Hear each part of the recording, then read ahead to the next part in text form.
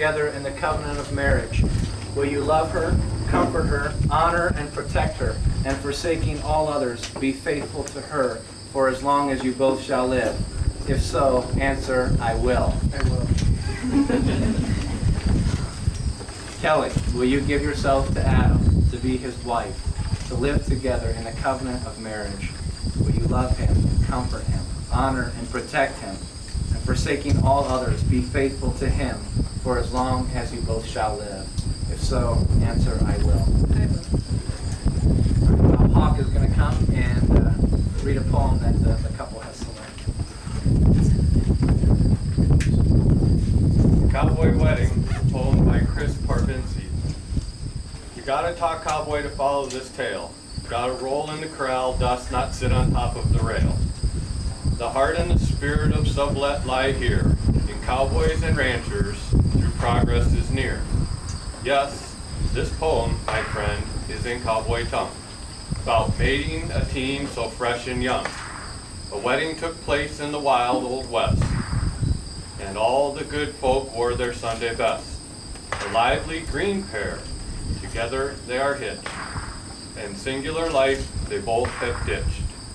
Yes, the bride was lovely in a dress of white, the groom so handsome that magic night. The minister sealed the blessed marriage, then a pickup truck was chosen as the carriage. After victuals and cake at the reception hall, the band played the first dance, and they all had a ball. The music they played was grand and sweet, as the guests took a whirl to a boot-scoot beat. The groom's now harnessed and works on the grass, the bride's on the left, the most fortunate last. A team need not mirror each other at all.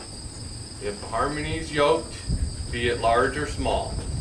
Each load they start will be pulled together. If one should fail, the tongue's held by the other. And when life's great tasks seem too rough locked, an honest team won't sulk or balk. They'll lean forward as one, keep the tugs up tight. With the right kind of luck, things will turn out right. The couple thanks family and friends so true for helping celebrate this union brand new. When a hitching occurs, there's a mighty grand change. Say this honeymoon couple, now home on the range. All right. I've had the privilege of being able to work with Adam and Kelly for the past few weeks and get to know them. And I just want to leave you guys with kind of three things that hope are helpful and a blessing to you guys from this day forward. Some things that we've discussed, so some of this is a little bit of a reminder. But three things. The first is this: enjoy each other. Okay, in creation, when God created the heavens and the earth, the one thing that He was like, I don't really like, is that Adam was alone.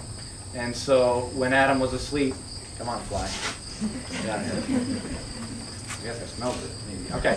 When Adam was asleep, God took one of his ribs. You guys remember the story? And He fashioned one of the most incredible creatures in all of creation, and that was woman. And he gave Eve to Adam, and Adam, when he woke up, he said, "This is bone of my bone and flesh of my flesh." Basically, she's perfect. She's the ultimate fit for me, my companion. And one of the greatest purposes of marriage is just that companionship, that a husband and a wife should enjoy each other and grow together and live together and just go through life together. And so invest yourselves, you guys, into doing things together that you enjoy, that each of you guys enjoy, whether that's working around the barn with the horses or out on a call with the fire department, or I think one of Adam's favorite things is riding unicorns, from what I hear. You can go out and do that kind of stuff. Do it together, all right? Companionship. Enjoy the time that you guys have together from this day forward. The second thing that I want to encourage you is pursue each other. Pursue. Today is not the end of your relational journey, but it is truly just the beginning. And I say that because sometimes you have the mentality, well, we've invested so much up to this point, and we're here. Relationally, we've invested, we've put this ceremony together, a lot of details, a lot of stuff, and after I pronounce you man and wife, you're going to be like, we're done! But the thing is this: marriage is a commitment that says I do, and not that I'm done. Okay? Sometimes we have this idea, I'm going to just sail off into the sunset and everything's just going to be hunky-dory, right? That's Disney, all right? Reality is this: you are entering into a lifelong process. It's a commitment that you are making today. And just as you guys have horses, you care for those. I mean, you don't just buy a horse, put it in a pasture, and say good luck. There's a lot that goes into having and owning and keeping a horse. The same as with a marriage. It takes effort.